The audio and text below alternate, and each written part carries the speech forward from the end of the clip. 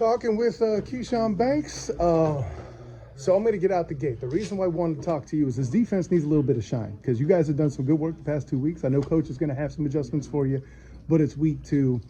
The first thing I remember saying with Coach last week is he was looking for you guys to get to the red zone one time. They only got to the red zone, more than they were trying to get the red zone fewer times than last week, is what I meant to say. They only got there one time, right, and it took them 25 minutes of football to get there. Right. What you guys able to do better this week to make that happen? I mean, first of all, glory to God. I think it's the corrections you make in between week 1 and week 2, and you know what I'm saying. I think first half we had a bend don't break mentality, but I think we gave up too many explosives. We let them get down there, but in that red zone, it gets a little tougher. The field gets smaller, not as much space. We emphasize that all week, going to the red zone, keeping them out the red zone. But if they get there, they got to stay out. But it's just corrections. It's the game plan. It's guys executing the game plan. And of course, last week the game opened with the turnover on special teams, but you guys got one in the field to play. Right. How's that feel for you to get that takeaway? I mean, it feels great. I mean, we emphasize that all week, every week. We got to take the ball away. I mean, the percentages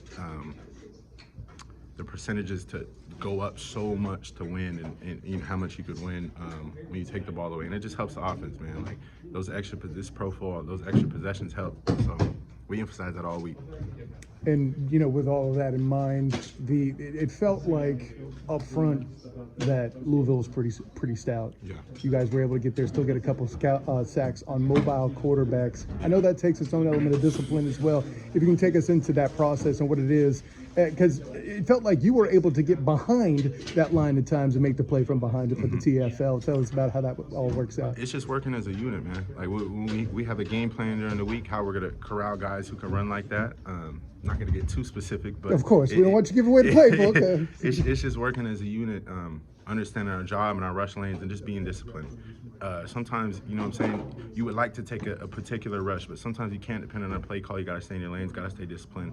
And we did that tonight for the most part, but we got to come back and do it next week. Keshawn, with this particular crowd, you've had the home game the past 2 weeks.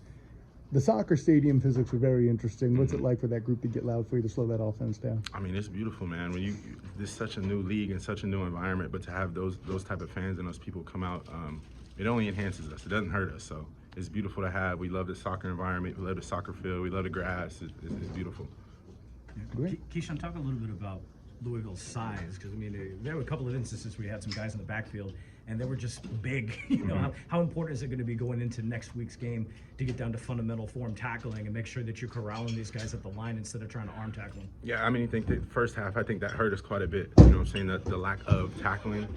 I'm sure that's going to be something we emphasize going into the week. Again, like you said, they got some pretty big backs, pretty big tight ends, but it's form tackling. Regardless of how big you are, if you form tackle it, your chances are good. Yeah, it's really rare to play a team twice in a row like this. What is that experience going to be like for you preparation-wise? I'm waiting to find out too. It's new for me as well. But I think one thing we emphasize in our organization is like it's about us. So regardless of who we play, regardless of what they do, if we go and execute what we plan and, you know what I'm saying, what coaches provide for us to do, then I think we'll be all right regardless of who we play. I saw that you looked at us in a tone of voice answering that question that said to me, it's new, but I mean, that's the point of the developmental Right. league is the opportunities to learn, right? Right. Yeah. It's different. So, and quick sales plug for all those folks that are on the fence right now, coming out to the next home game on the 25th. Give us your best sales plug as to why they need to be here and make a noise on the 25th as you guys go play Birmingham. I mean, I think the football sells itself. If y'all want to come out and see football, I mean, I think we pushed a shutout in the second half. We would like to do that in the first. I can only speak for the defense, but we got a good team, man. This league is growing. The organization is growing. The fan engagement is beautiful. So I think that football speaks for itself. If you're a true football fan, I think you can enjoy this type of football. That's true. And fair enough. I like that speech. And one more thing I'm going to thank you for, Keshawn, showing the importance of form tackling to people out there. Listen, that's a great thing. So, Keshawn, thanks. Thank you very much. Appreciate you, fellas.